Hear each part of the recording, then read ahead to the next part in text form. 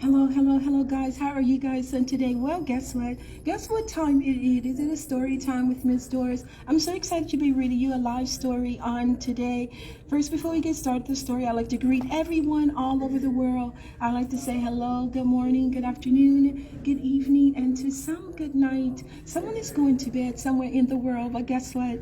You are just in time for story time with Miss Doris. Today's book we're going to be reading is the continuous reading of Becoming a Leader like Michelle Obama. Today we're going to be reading chapter 7 in that book on today. But before we get to that, we are going to be doing our sign letter. Remember, we are working on the alphabets in sign, and today's letter is going to be the letter R.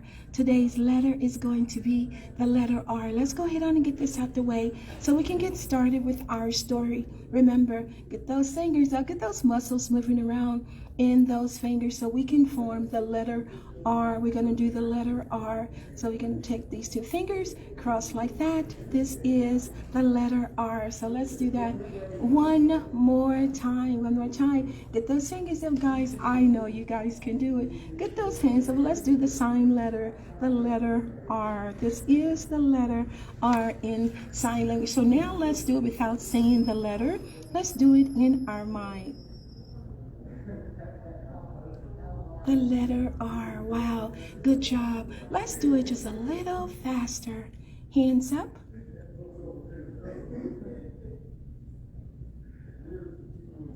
Good job. Wow, I'm so excited.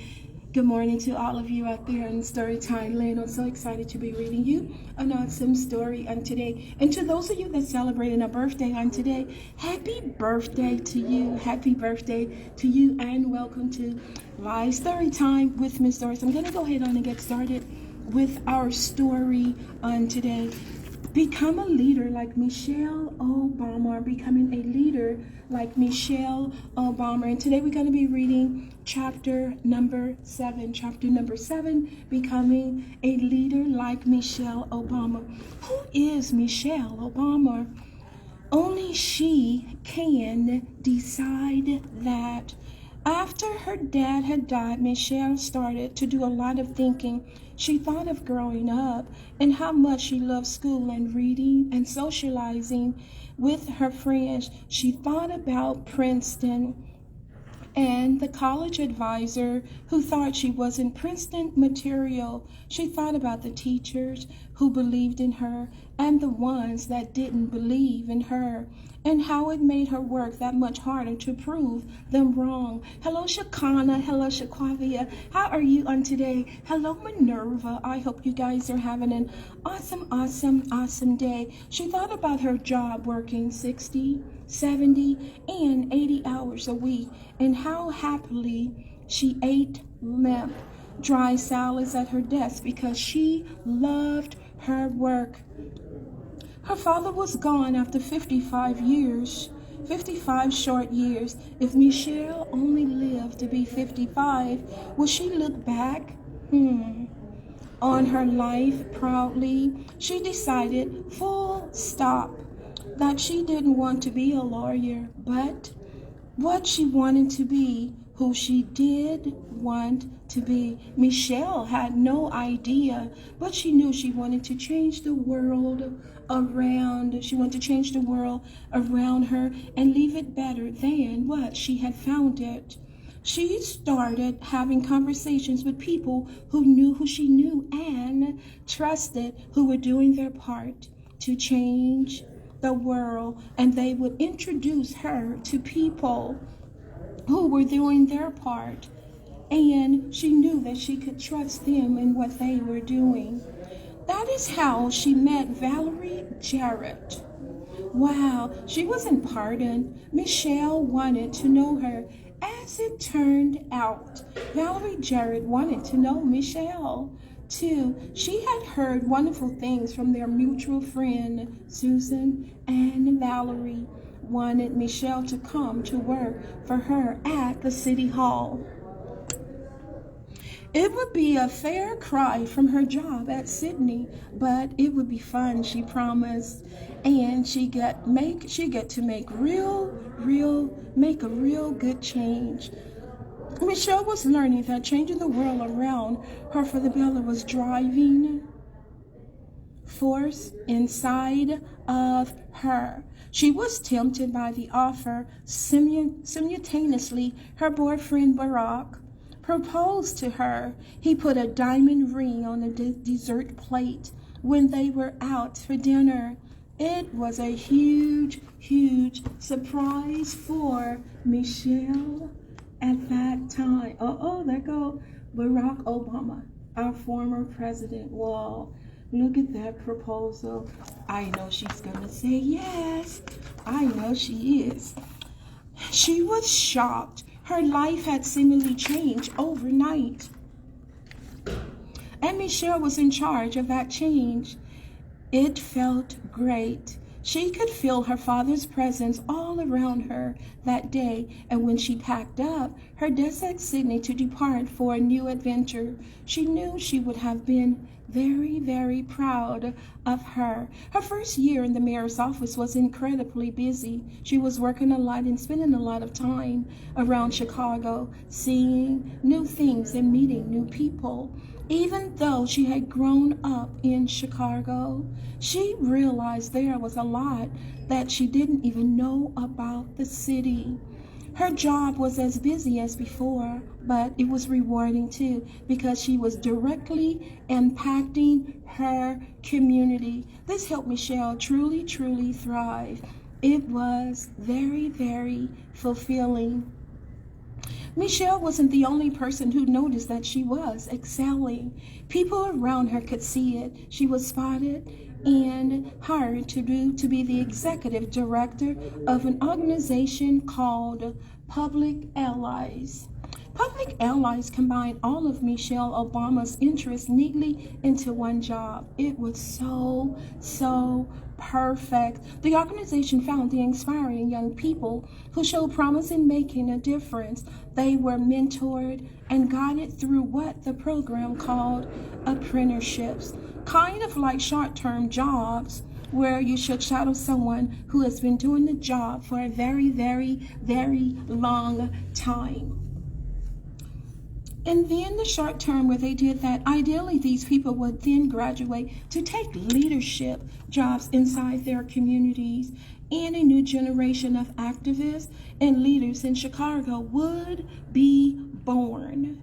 Michelle took her job very, very seriously. After all, it was Chicago who raised her. She may have traveled to Princeton and to Harvard for her education, but she believed in bringing that knowledge home with her. Michelle's favorite part of the job was finding the allies themselves. You might think that in order to find these allies, Michelle would go on to the top schools in the city or to the richest and most privileged families. Not so.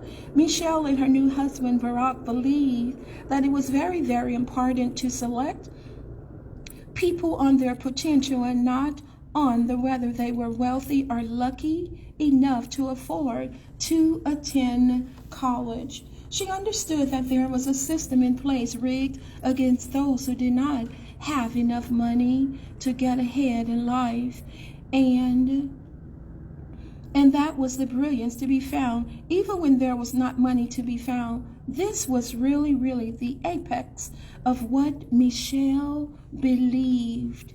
This was really, really the apex. Potentially could not be bought or sold. Wow, this is such a tremendous outlet. While Michelle thrived, the Public Allies, Barack too left Sydney Austin to pursue a noble cause Project Vote, which helped sign up the first-time voters to participate in their local and national election. Barack helped register 115,000 voters in 1992 when Bill Clinton won the presidential election. The Obamas were busy and they were tired, but they were happy. Michelle would later say Her chosen career could drain her well at the same time, giving you everything you'd ever need. Michelle felt she had truly found her calling. She was exactly where she wanted and needed to be, and it felt really, really good. Don't ever underestimate the importance you have, because history has shown us that courage can be contagious and hope can take on a life of its own. Success isn't about how much money you make, but the difference you make in people's lives. And that was written by Michelle Obama. Michelle Obama. Wow, that was an awesome story on today. I enjoy reading you guys this story on today about Michelle Obama. We're almost done with the book. So thank you so much for tuning in with Storytime with Miss Doris. I enjoy reading you a live story on today. Remember, if you're not feeling well, guys, always let someone know that you're not feeling well, and guess what? They would take really good care of you. And today, we're just going to do just a little short tour. We are here at the library. We are in the museum here at the library. So I'm just going to give you just a short tour on today so we can get some of these pictures here. Look at the history that they have here in the library. Just doing just a little short tour so you guys can get a chance to see. This is so awesome. And remember, this month is Black History Month, so we are celebrating Black History on this month. So this is so awesome. Lewis knocks out Braddock in the 8th round. And what year was this in? Wow. Look at that newspaper article. What some awesome footage this is here. This is really beautiful. They did an awesome job. How to Box by Joe Lewis. Look at all the beautiful. Yeah, this is some awesome Black history, guys. So guys, I enjoyed reading you guys a live story on today with Story Time with Miss Doris. Well, take care and have an awesome, safe weekend. You guys are awesome. So take care. Have an awesome weekend. Remember, if you're not smiling on today, I hope once you see Miss Doris's Storytime smile that you are smiling on today. Take care and see you on Monday. Have an awesome day.